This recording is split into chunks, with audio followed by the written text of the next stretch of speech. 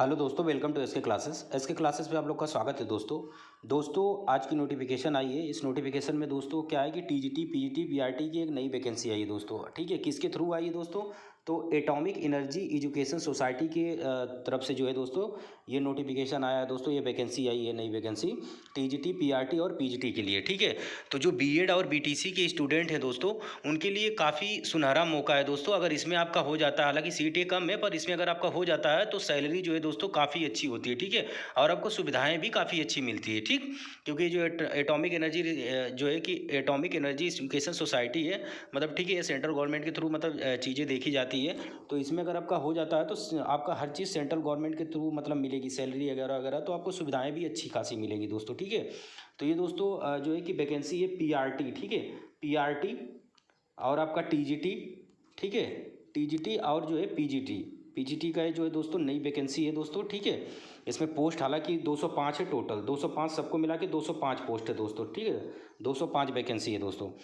तो दोस्तों इस वीडियो के बारे में कंप्लीट जानकारी मैं इसमें आपको दूंगा, पर इससे पहले आप लोगों से एक रिक्वेस्ट कर रहा हूं दोस्तों कि आप प्लीज़ मेरे चैनल को सब्सक्राइब करें और वीडियो को ज़्यादा से ज़्यादा दोस्तों के साथ शेयर करें। ठीक है, और वीडियो को सब्सक्राइब और दोस्तों वीडियो को लाइक भी कर दिया करें। ठीक है, और वीडियो को सब्सक्राइब करना ना भूलें दोस्तों।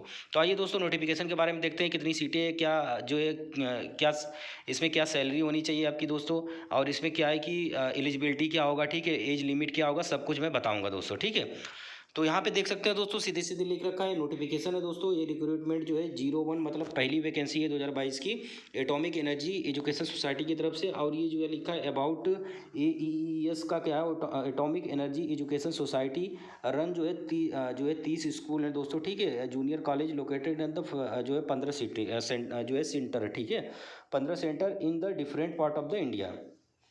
और ये दोस्तों जो अप्लाई कर सकते हैं फॉर्म को, तो ये वेबसाइट आपको दे रखा है यहाँ पे www.aees.government.in। ठीक है, इस पे जाके आप ये नोटिफिकेशन भी डाउनलोड कर सकते हैं दोस्तों। इसी पे जाके आप मॉक टेस्ट भी दे सकते हैं दोस्तों, और इसी पे जाके आप फॉर्म भी अप्लाई कर सकते हैं आप। ठीक है, क्रोम और गूगल ब्राउजर पे जाके इस वेबसाइट को आप सर्च करना। ठीक है, www.aees.government.in पे। ठीक, तो दोस्तों यहाँ पे आप देख सकते हैं, यहाँ लिख रखा है सीधे सीधे, ये दे रखा है दोस्तों, ये लोकेशन ऑफ सेंटर। ठीक है, सेंटर के बारे में दे रखा है, लोकेशन ऑफ सेंटर डिस्ट्रिक्ट है।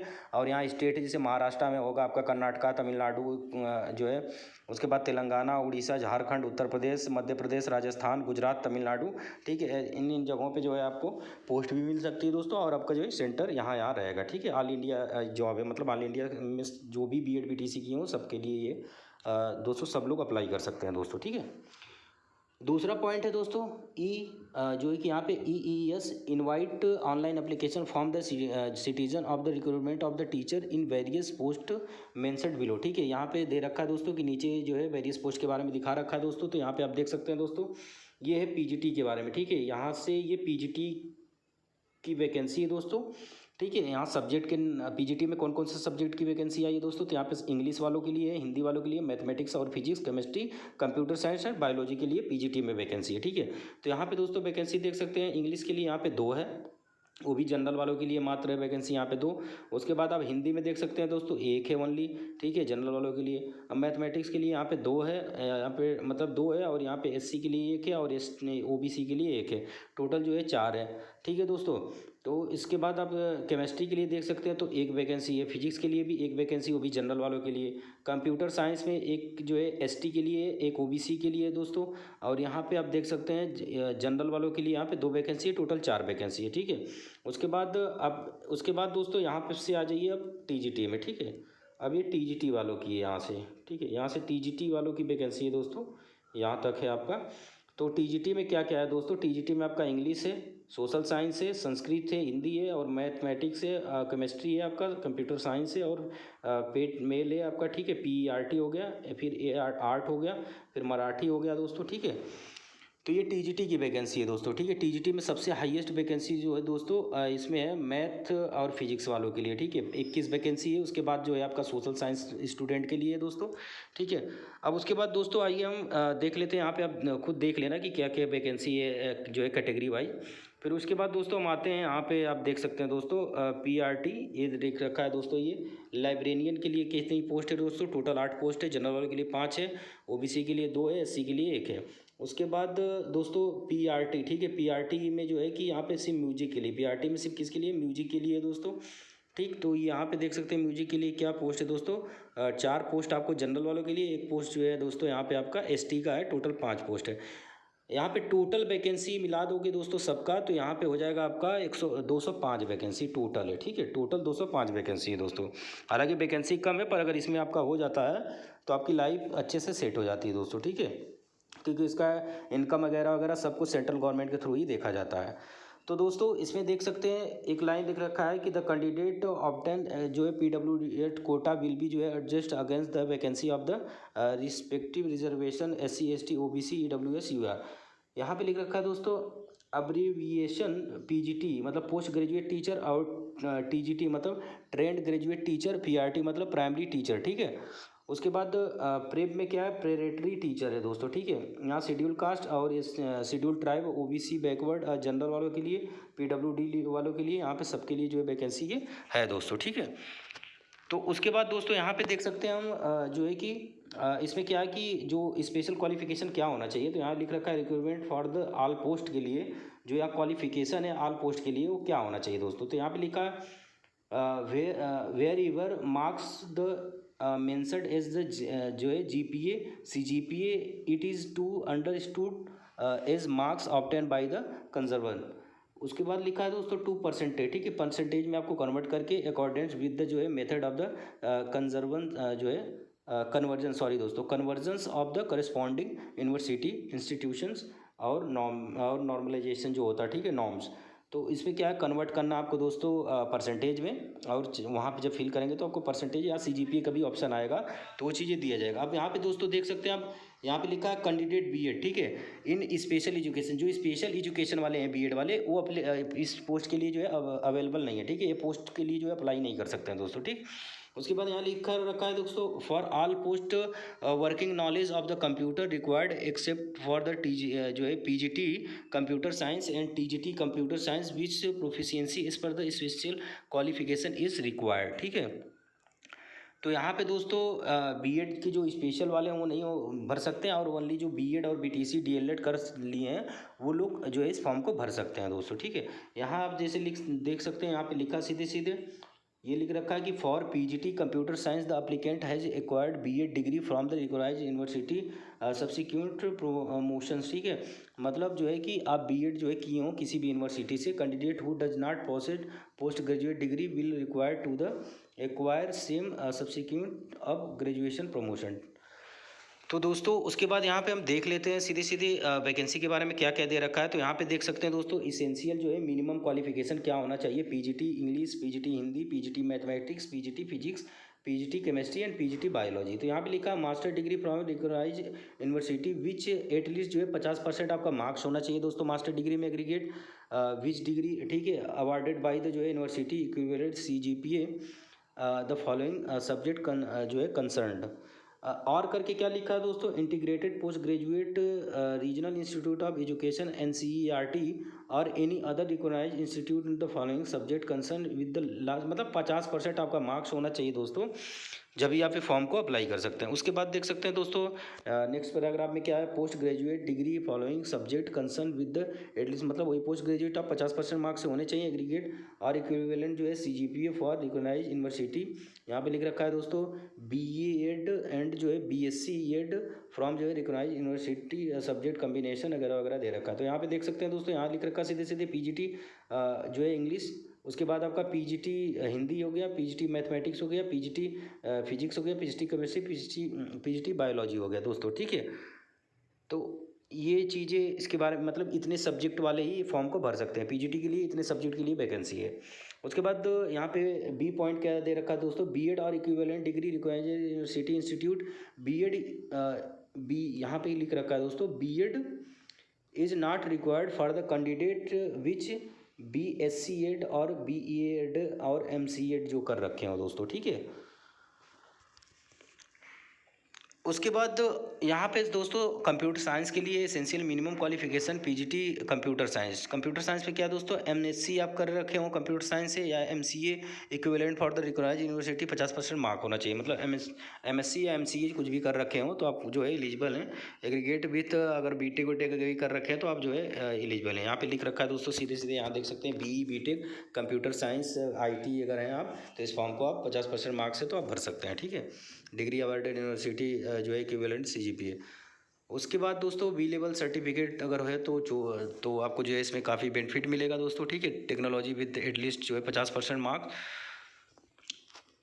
तो ये दोस्तों ये जो है टेक्निकल वालों के लिए है। उसके बाद यहाँ पे एसेंशियल जो है इंग्लिश, यहाँ पे आप टीजीटी के बारे में थोड़ी जानकारी देख लेते हैं दोस्तों, ठीक है। Qualification for TGT English, TGT social science, TGT Hindi Sanskrit हो गया आपका, ठीक है। ये सब्जेक्ट का नाम दे रखा है दोस्तों। इस सब्जेक्ट से अगर आप कर रखे हैं मतलब ग्रेजुएशन में आपका ये सब्जेक्ट है तो आप जो है फॉर्म को अप्लाई कर सकते हैं दोस्तों, ठीक। और वही सेम चीज़ें 50% मार्क्स वगैरह वगैरह जो है जैसे उस पर ऊपर था वही सब यहाँ पे भी है आपको। यहाँ टीजीटी दे रखा है किस सब्जेक्ट से होना चाहिए, सब कुछ दे रखा है, ठीक है। जैसे TGT English subject graduate in जो है ऑल 3 ईयर्स, आपके तीनों साल में जो है आपकी इंग्लिश होनी चाहिए। सोशल साइंस में क्या दोस्तों तीनों साल में आपका history geography economics political science one must be either history और जियोग्राफी मतलब होना चाहिए, ठीक है। हिंदी में क्या है दोस्तों, हिंदी में भी आपका 3 ईयर के लिए जो है हिंदी या संस्कृत में से कोई एक सब्जेक्ट होना चाहिए। सेम वही मतलब तीनों साल आपके सब्जेक्ट जो है होने चाहिए, जैसे मैथमेटिक्स हो गया, मराठी वगैरह वगैरह जो भी सब्जेक्ट हो गया। उसके बाद दोस्तों आइए हम सीधे सीधे यहाँ पे देखिए लिख रखा है सीधे सीधे क्वालिफाइंग द पेपर टीजीटी के लिए paper second of the centre eligibility test. आपको सीट अगर सीटेट पास है, ठीक है दोस्तों, तो आप फॉर्म को भर सकते हैं, ठीक है। उसके बाद बीएड और इक्विवेलेंट मतलब बीएड आप होने चाहिए, ठीक है। बीएड मांग रखा है और इक्विवेलेंट रिक्वायर्ड यूनिवर्सिटी यहाँ पे institute BEd is not required for the candidate. जो बीएड उनके लिए रिक्वायर्ड नहीं है जो ये डिग्री ले रखे हैं, ठीक है, जिनके पास ये डिग्री है। आपका बीएससी ईएड और बीएड और आपका जो है एमएससी ईएड, ठीक है, ये जिनके पास है उनके लिए बीएड की कोई आवश्यकता नहीं है। अदरवाइज ये आपके पास डिग्री नहीं तो आपके पास बीएड होना चाहिए जब आप टीजीटी भर सकते हैं दोस्तों, ठीक। हालांकि जो पीआरटी वाली वैकेंसी उसमें डीएलएड वालों को भी मौका मिलेगा, बीटीसी वालों को भी। पर जो ये टीजीटी यूजीटी है इनके लिए तो जानते हैं आप कि बीएड वाले ही भर सकते हैं दोस्तों, ठीक है।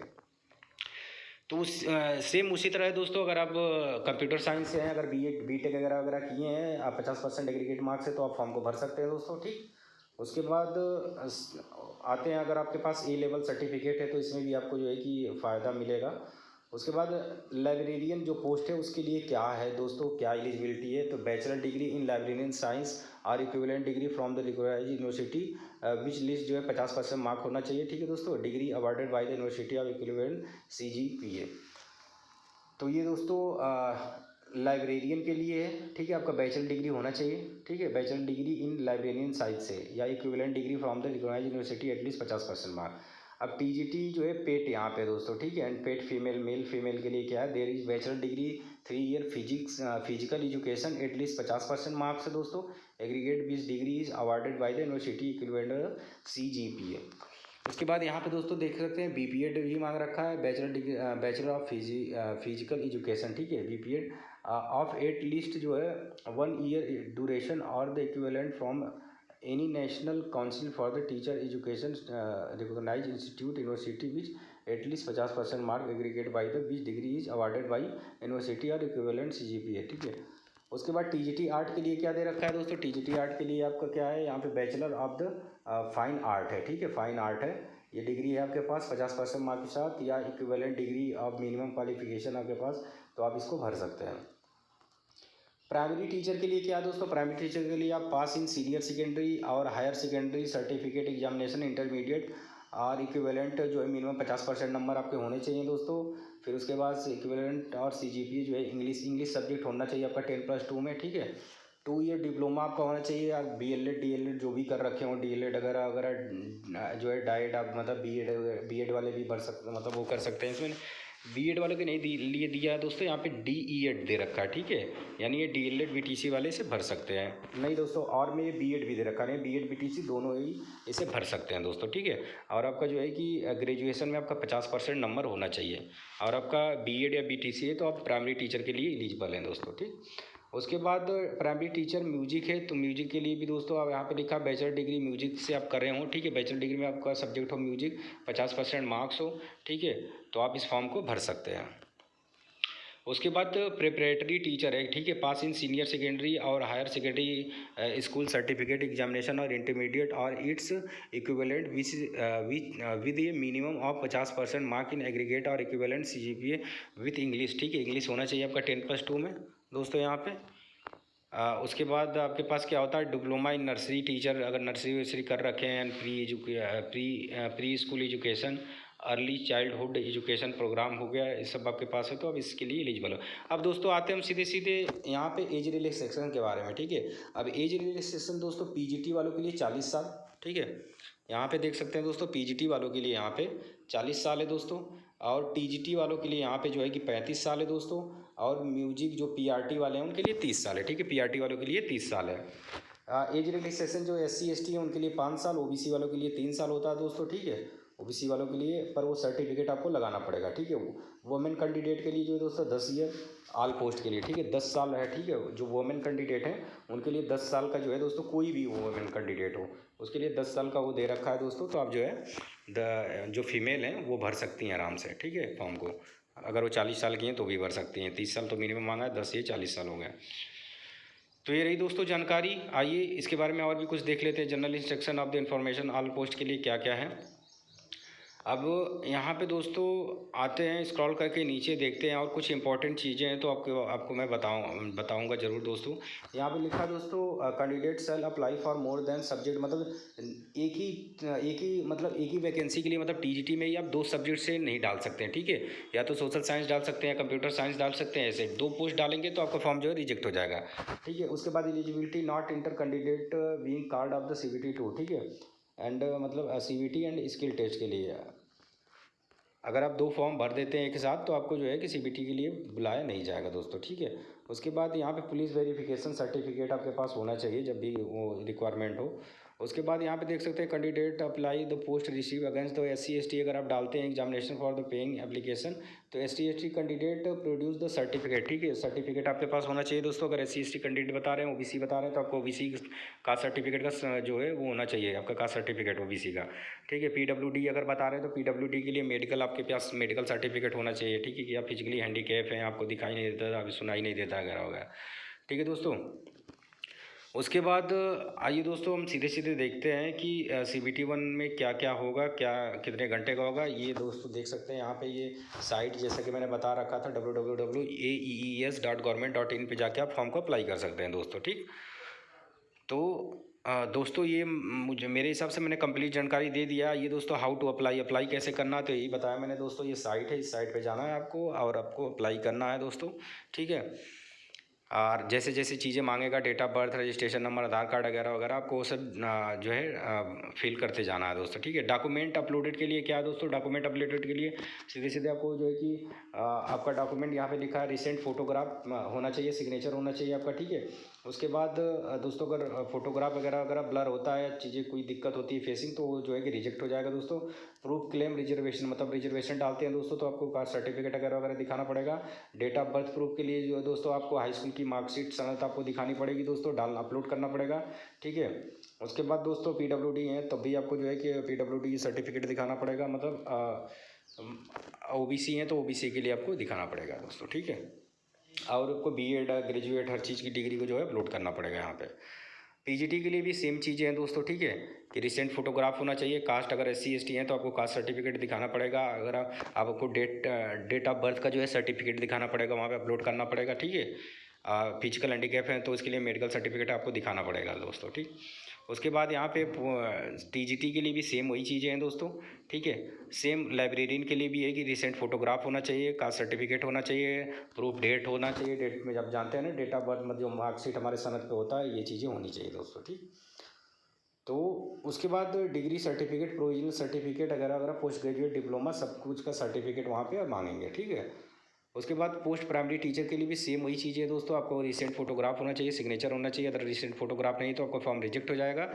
उसके बाद प्रूफ डेट ऑफ बर्थ में जो है कि मार्कशीट आपकी होनी चाहिए दोस्तों, ठीक है। जो हाई स्कूल के मार्कशीट में जो आपका डेट ऑफ बर्थ है वही मान्य होगा।